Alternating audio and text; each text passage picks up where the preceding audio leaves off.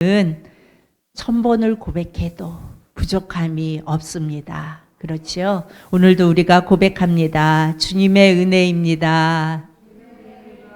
네, 주님의 은혜입니다. 우리가 천 번을 고백해도 부족함이 없어요. 주님의 그 크신 은혜는 우리가 사람들이 이렇게 성숙하게 되면요, 내가 좋아하는 것일지라도 내려놓을 수 있는 사람이 되어져요. 어리면 어릴수록 내가 좋아하는 거는 가져야 되죠. 어린아이들 양보하지 않잖아요. 자기가 가질 거는 막 때를 써서라도 가지려고 하잖아요. 우리 서울을 보니까 엄마가 주스를 이렇게 마시는데 약을 올렸어요. 이렇게 앞에 가져다 줬다, 이렇게 뺐다. 그러니까 그걸 막 가지러 왔다가 도로 이렇게 사라지면 막 울으려고 그래요. 그럼 도로 갖다 주면 또 막 웃으면서 받으려고 그래요. 그거를 몇 번 막 하니까 나중에는 하고 울어버리더라고요. 자기가 가지려고 하는 거 가져야 되는데 안 주니까. 어리면 어릴수록 내가 좋아하는 것은 가져야 돼요.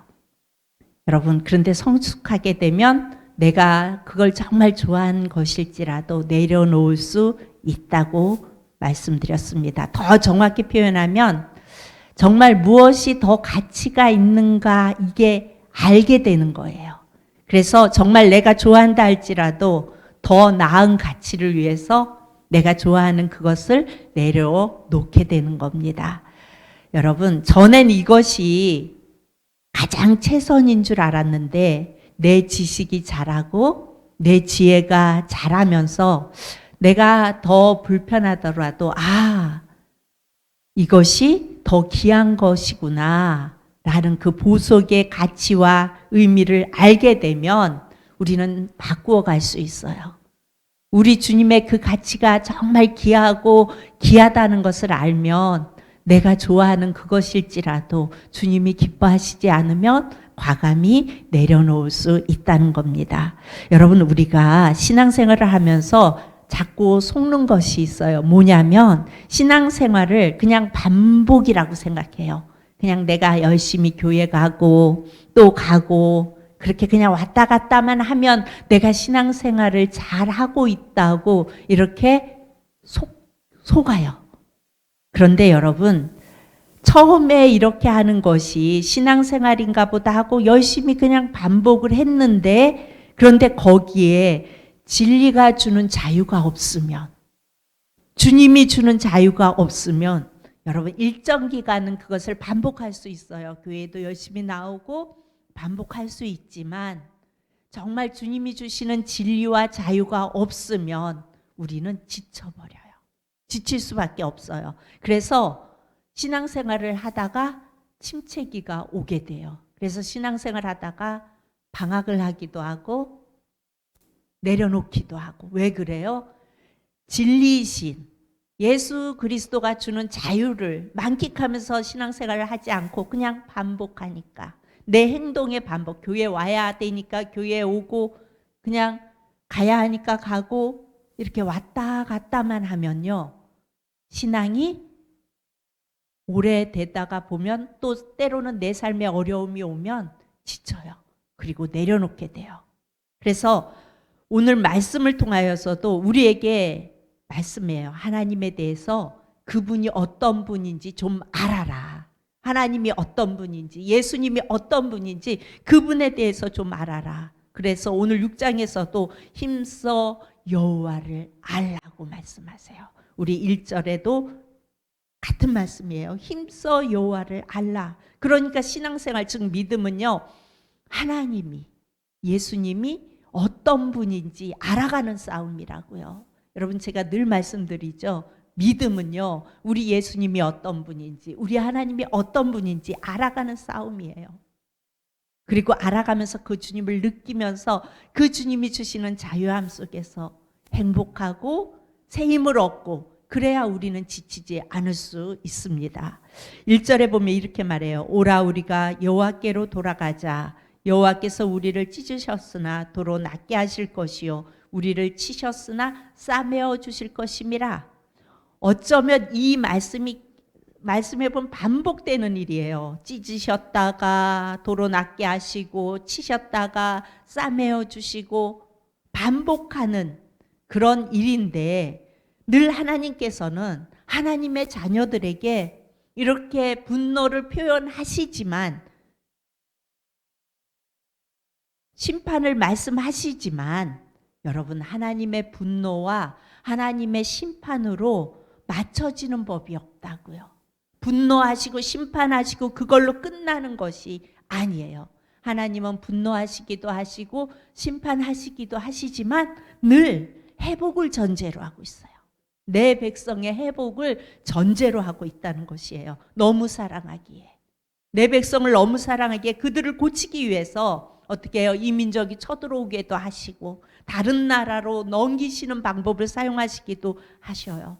그래서 예레미야에게 뭐라고 말씀하세요? 이 백성들을 뽑아서 파멸시킬 것이다. 무슨 말이에요?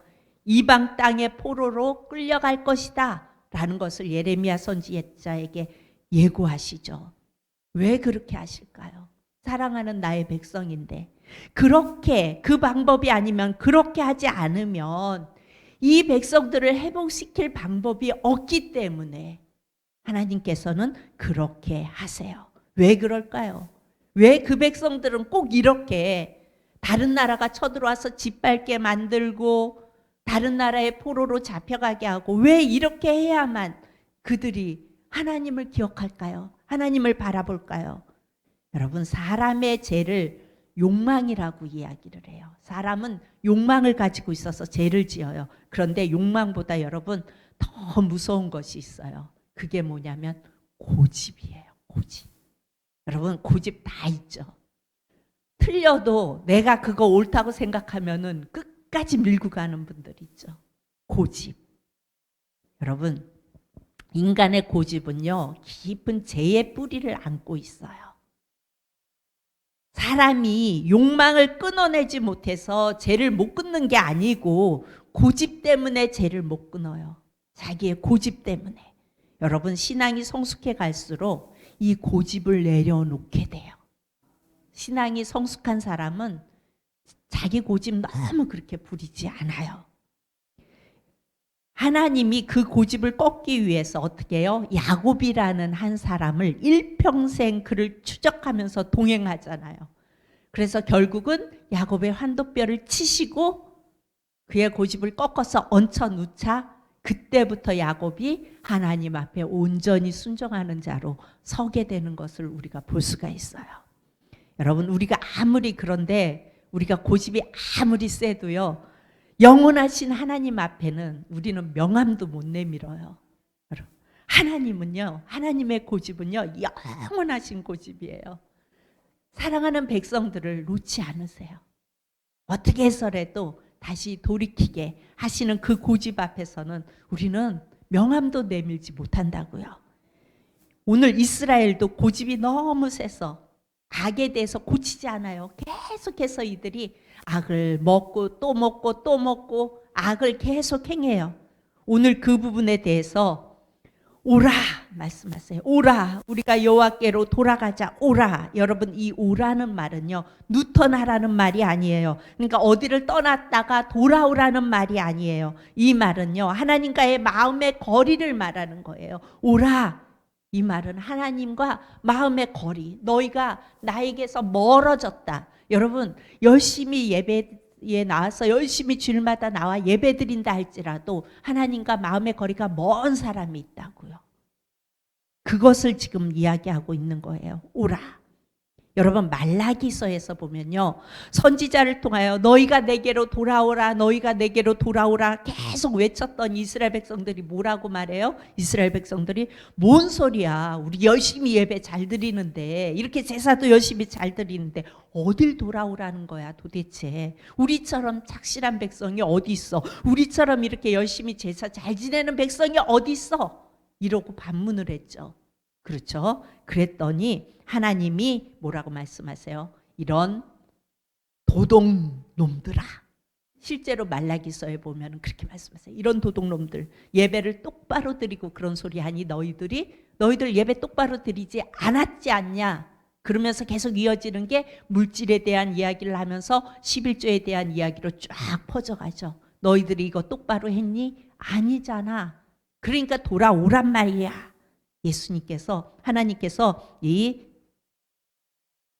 돌아오라고 말씀하시는데, 이 말은요, 물리적인 어떤 거리, 너희가 이렇게 돌아와, 이 이야기가 아니라 너희의 상태를 말씀하신 거예요. 너희가 지금 제약 중에 있고 열심히 하나님 앞에 제사 드리고 예배를 드린다 할지라도 너희의 마음은 나하고 멀다. 그러니까 내게로 돌아와라. 이 말은요, 나와 거리 좀 좁히자. 우리가 마음을 함께 하자. 내가 네 마음을 느끼고 싶고 그러고 싶다. 예수님의 하나님의 이 마음을 말씀하는 거예요. 여러분, 왜 그럴까요? 이 성경의 전체 주제에 대한 이야기를 누가복음 15장에서 말씀하고 있어요. 이렇게 결론을 내요. 여러분 잘 알죠? 탕자의 비극은 언제부터 시작돼요? 탕자는 아버지 집을 떠나는 그 순간부터 탕자에게는 비극이 시작돼요. 그때부터 탕자가 가지고 있는 재산을 다 탕진이 되죠. 그리고 밑바닥이 다 드러났어요. 이제 더 쓸 돈이 없어요. 그런데도 이 작은 아들은 돌아오지 않죠. 이것이 인간의 고집이에요. 그런데 언제 돌아와요? 자기가 죽게 되니까, 줄여 죽게 되니까. 돼지감 없는 지엽 열매를 먹으면서 가만히 생각해 보니까 이러다 내가 굶어 죽겠다 싶으니까 이제서야 그가 돌이켰다고 말을 해요. 아버지 집으로. 그런데 여러분, 여기서 돌이켰다는 말은 회개했다는 말은 아니에요. 이 아들은 어떤 모습으로 돌아와요? 그냥 종이라도, 굶어 죽지 않으려면 아버지 집에 가서 종으로라도 살면 내가 안 굶어 죽겠다, 이런 마음으로 돌아오는 거예요. 그런데 거지 모양으로 돌아오는 이 아들을 향하여 먼 곳에서 거짓골을 하고 돌아오는 이 아들을 발견한 아버지가 뛰어가서 아들을 그냥 안아버리죠. 여러분, 왜 그래요? 여기에는 깊은 아버지의 당신의 온몸을 던지는 십자가의 사랑이 감춰져 있어요. 이 아들이 거짓골로 돌아오는데 이 아버지는 쫓아가서 그 아들을 안아버려요.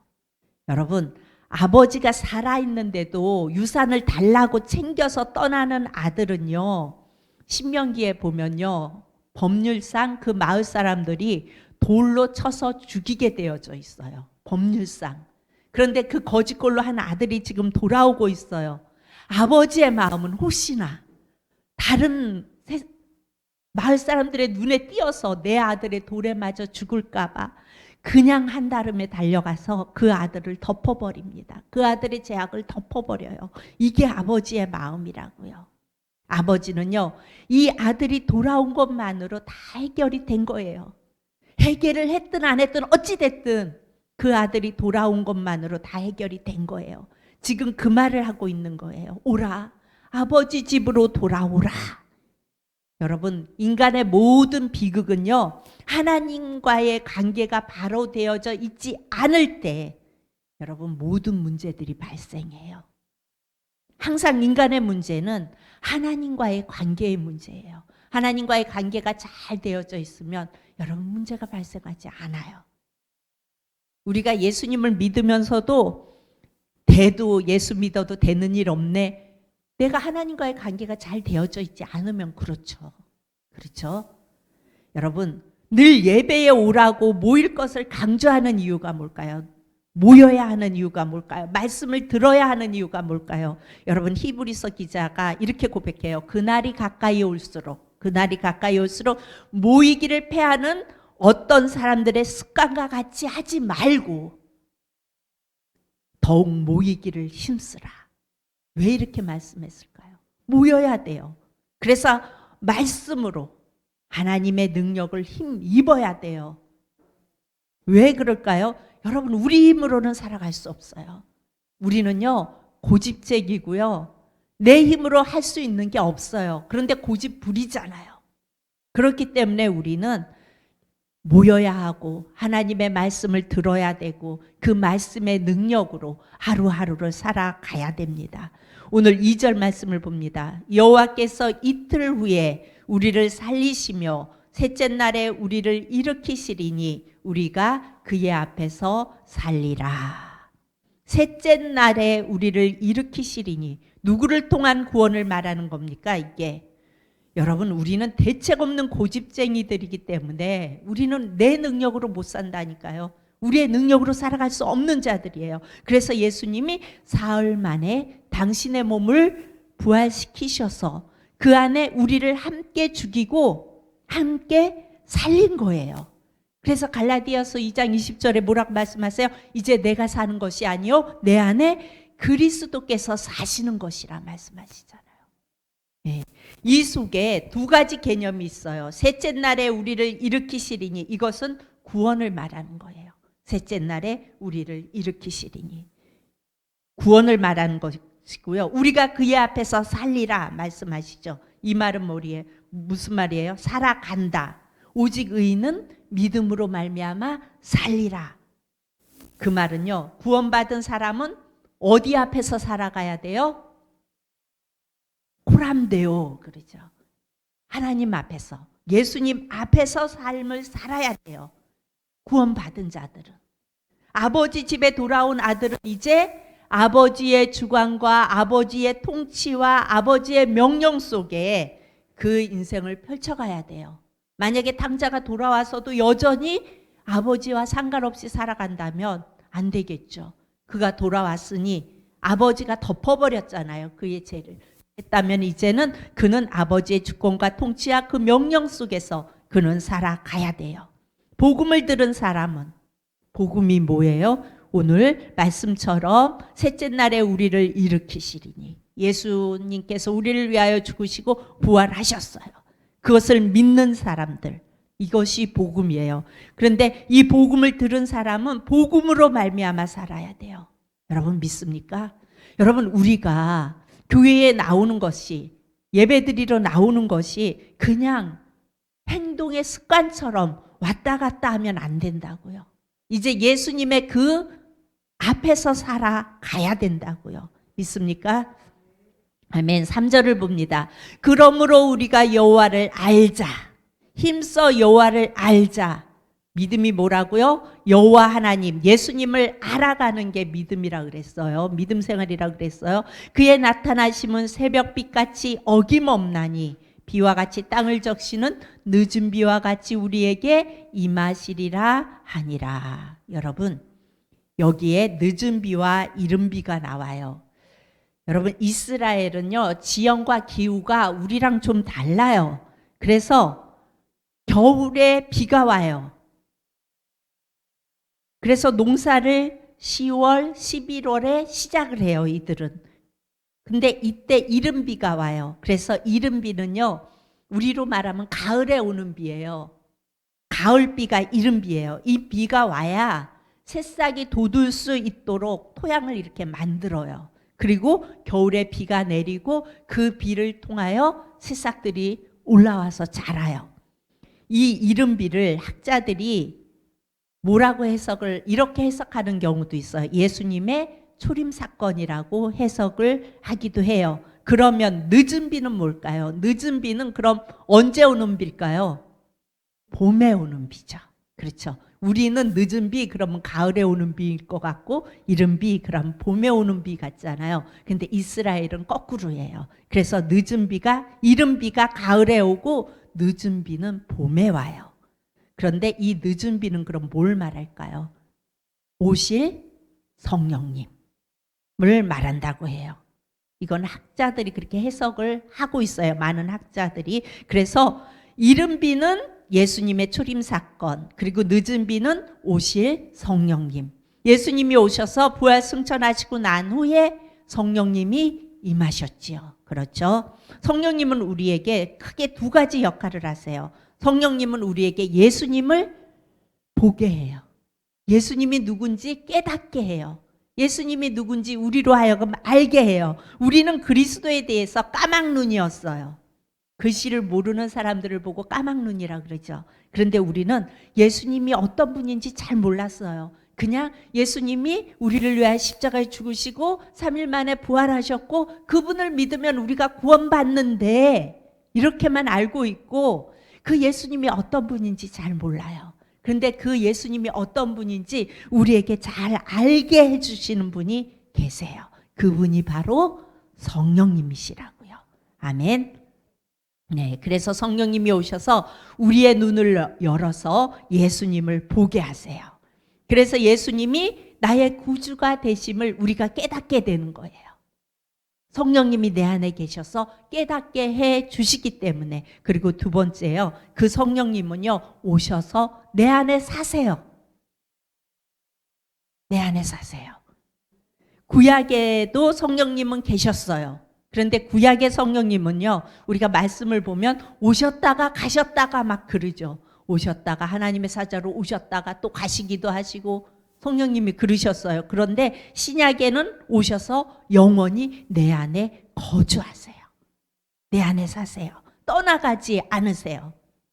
그런데 때로는 예수님은 여전히, 성령님은 여전히 내 안에 계신데 내가 그 성령님을 모른 척하는 거예요. 여러분 생각해 보세요. 우리 성도님들이 여기 계신데 없는 것처럼 모른 척하면 기분 좋아요, 나빠요? 나쁘죠. 나 무시하면, 나 왕따하면 기분 나쁘죠. 우리 성령님이 내 안에서 가끔 그렇게 왕따를 당하신다고요. 누구한테? 나한테. 그러니까 여러분들 한번 잘 생각해 보세요. 내가 우리 성령님을 그렇게 왕따시키고 있지는 않은지. 우리 성령님은 내 안에 거주하세요. 떠나가지 않으세요. 그런데 내가 그분을 왕따시키세요. 여러분, 하나님께서 어떻게 하세요? 오늘 말씀해 보면 때려도 보고 포로로 끌려가게도 하시고 별 방법을 다 써도 안 되니까 결국은 어떻게 하세요? 성령님을 아예 보내셔서 어떻게 우리와 그냥 한 몸으로 꼭 묶어버리셨어요. 아무리 해도 고집을 안 꺾으시니까 이른 비와 늦은 비의 방법을 사용하셔서 그냥 우리와 꽉 묶어놨어요. 그래? 그리고 꽉 묶어놨어요. 그래서 여러분 속에 지금 누가 거주하고 계세요? 성령님 믿으세요? 아멘. 그럼 여러분 잘 생각해 보세요. 성령님이 내 안에 거주하시면 늘 나와 함께 계신 거죠. 그럼 나 혼자 있는 거예요? 그분과 함께 있는 거예요? 그분과 함께 있는 거죠. 그러면 매사에 조심스럽게 해야 돼요? 그냥 막 해야 돼요? 성령님이 들으시지. 성령님이 계시지. 아마 그거를 의식하고 살아간다면 우리의 삶이 바뀔 겁니다. 그렇죠? 아멘. 그런데요, 여러분, 이 성령님은요, 인격적인 분이세요. 요즘 젊은이들 가운데 자기 뜻대로 안 되면 막 폭력을 해요. 그래서 데이트를 하다가도 자기 마음에 안 들면 어떻게 해요? 쫓아가서 내 마음에 안 든다고 해코지도 하고 때로는 죽이기까지 하고. 무서워요, 요즘 세상이. 그렇죠? 내 마음에 안 든다고 막 그러잖아요. 그런데 하나님은요, 우리를 그렇게 함부로 하지 않으세요. 우리를 피조물이나 그냥 그야말로 단순한 로봇 정도로 그렇게 여기지 않으세요. 분명 우리는 피조물이에요. 하나님이 만드셨어요. 그런데 하나님은 우리를 그렇게 피조물이나 로봇처럼 여기지 아니하시고 하나님은 우리를 끝까지 동등한 사랑의 파트너로 대우하세요. 우리를 소중하게 대우하세요. 여러분 감동되지 않으세요? 나 같은 거를 그렇게 소중하게 귀하게, 나 같은 죄인을 우리 하나님은 그렇게 대우해 주세요. 얼마나 오랜 세월을 참고 기다려 주십니까? 여러분, 그분만큼 나에 대해서 잘 아는 분이 어디 있어요? 여러분, 내가 나를 생각해도 참 대책 없을 때도 많고요, 기가 막힐 때도 많고요, 고집도 되게 세고요, 내가 날 봐도 참 어이가 없을 때도 많아요. 그런데도 참아주시고 견디어 주시고 그러면서 우격다짐으로 하지 않으세요. 아직도냐? 아직도 또 그 버릇 못 고쳤냐? 아직도 그렇게 그러냐? 그러면서 옆에서 성령님께서 기다려주세요. 언제 돌아올래? 언제 돌아올래? 이제 좀 성숙 좀 해라. 네 그거 무지 좋아하냐? 그래도 좀 내려놔라. 옆에서 그러면서 기다리고 계세요. 하나님의 사랑은요, 성령님을 보내셔서 우리를 묶어버리고, 그리고 그 성령님께서 끊임없이 우리가 주님 앞에 주님을 더 알기 원하고 더 좋은 가치, 더 좋은 지혜를 발견하고 그것을 바라볼 수 있도록 기다려주세요. 그래서 오직 성령의 충만함을 받으라, 이렇게 말씀하는 거예요. 이 말은 성령님이 너의 인생의 주인이 되도록 해라, 그 말이에요. 성령의 충만함을 받으라, 이 말은 너의 인생을 이제 성령님께 맡겨라. 그 성령님이 너의 인생을 이끌어 가도록 해라, 이 말씀이에요. 4절을 봅니다. 에브라임아 내가 내게 어떻게 하랴, 유다야 내가 내게 어떻게 하랴. 너희의 인애가 아침 구름이나 씨 없어지는 이슬 같도다. 여기서요, 너희의 인애가 아침 구름이나 씨 없어지는 이슬 같도다 말씀하세요. 너희의 인애는 우리가 하나님을 향한 사랑을 말하는 거예요. 너희의 인애, 하나님의 인애는 하나님이 우리를 향한 사랑이죠. 우리와 인애가 없고, 이 말은 뭐라 그랬어요? 하나님과의 관계가 없고. 뭐예요? 관계가 있다는 건 뭐예요? 사랑한다는 얘기잖아요. 하나님과의 늘 소통하는, 사랑을 하면 소통을 하잖아요. 여러분, 너희의 인애는 우리가 하나님을 향한 사랑을 말하는데, 여러분 우리의 사랑이 가만히 생각해 보세요. 얼마나 변덕스럽고 얼마나 고집덩어리입니까? 내 뜻대로 안 되면 성질도 잘 내고요. 또 내가 그거 옳다고 생각하면은 아무리 성령께서 내게 막 감동을 주시고 얘 그거 아니야, 얘 이거 아니야, 주님이 이거 원하신단다 아무리 얘기해줘도 내 고집 꽉 붙잡고 하나님 생각해보면 거기는 아직은 내가 아닌 것 같은데요, 아직은 거기 내가 아닌 것 같은데요, 이러고 있는 게 누구예요? 바로 저예요. 저도 이렇게 보면은 주님이 감동을 얻을 때 막 주시거든요. 그러면 그거 하면은 뭔가 내가 이렇게 좀 그럴 것 같다 싶은 생각이 들면 아직은요 주님 그거 아닐 것 같은데요, 그러고 있는 제 모습을 발견해요. 여러분, 그런데요 우리 주님은 그런 우리를 그래도 끝까지 기다려 주세요. 인생들은요 그 끝이 허무함에도 불구하고, 여러분 솔로몬이 고백하잖아요. 허무하다고. 허무함에도 불구하고 내 고집대로 하려고 해요. 그렇게 내 고집대로 살고 난 후에 어느 쯤에 이렇게 돌아보면은 남는 것은 후회밖에 없는데, 그래도 그럼에도 불구하고 고집을 부려요. 여러분, 제가 잘 아는 지인이 있는데 이렇게 이혼을 한 상태예요. 그리고 오랜 세월을 이혼한 상태에 살아왔어요. 그리고 딱 이쪽도 혼자고 이쪽도 혼자예요. 그럼 지금쯤 서로 외롭고 힘들 때 같이 합쳐서 잘 살면 되잖아요. 그래서 그걸 좀 어떻게 합쳐줘 볼까? 그래가지고선 이쪽도 얘기하고 저쪽도 이제 오빠도 이제 늙어가지고 나이 60 넘어가니까 외롭잖아요. 여자들은 60 넘어가서 혼자 살아도 괜찮은데 남자들은 좀 불쌍하고 안 됐더라고요. 그래서 합쳐서 좀 잘 살게 해주려고 하는데 고집이 아직도 그래 나중에는 제가 그래 그렇게 살다가 나중에 후회하고 끝내라 그냥 그러고 말았어요. 언니는 언니대로 끝까지 고집을 부리고 그때 그랬고 그때 그런 거 언제 일인데 그냥 그거 털어버리면 되지. 그 오빠도 똑같아요. 여전히 그랬고 그 고집을 못 걷더라고요. 그래서 제가 그 오빠한테 그랬어요. 오빠 할 수 없다. 그냥 외롭게 살아라. 지지리 궁상처럼. 그 고집 못 버리는데 어떡하겠어. 그러고 살아야지. 그 나이 먹어가지고 있는데 애들은 다 했고 애들을 생각해서라도 그냥 웬만하면 합치지 뭘 그렇게 잘났다고 한 번 져주면 되지 그러느냐고 막 그래도 꽂고 있더라. 그럼 그대로 살아야 돼요. 근데 아마 나중에 더 늙어서 엄청 후회할 것 같아요. 제가 볼 때는. 그렇잖아요. 따로 사는 것도 아니고 다 혼자 사는데 왜 그러고 사냐고요. 합쳐서 아이들도 이렇게 편안하게 왔다 갔다 하게 하고 명절이 되면은 아이들이 아주 그러니까 조카예요. 근데 좀 먼 육촌 조카라고 해야 되나? 근데 엄마네 갔다가 아버지네 갔다가 명절이 되면 그래야 된대요. 그 뭔 짓이냐고요. 그게 애들한테도 자식들한테도 못할 짓이고 그냥 합쳐버리면 한 집에서 깨끗하게 가는데 깨끗하게 좋게 지내잖아요. 엄마한테 갔다 아버지한테 갔다. 그거 하지 마 오빠 이제. 그렇게 얘기를 해도 소용이 없어요. 그래서 제가 그랬어요. 그 오빠한테. 그렇게 고집을 부리니까 믿음도 그 모양밖에 안 되지. 고집을 내려놔야 믿음도 성장하지. 그랬더니 너는 맨날 거기에다 믿음을 왜 갖다 붙이느냐고 막 그러고 말았는데 여러분 인간의 고집이 그래요.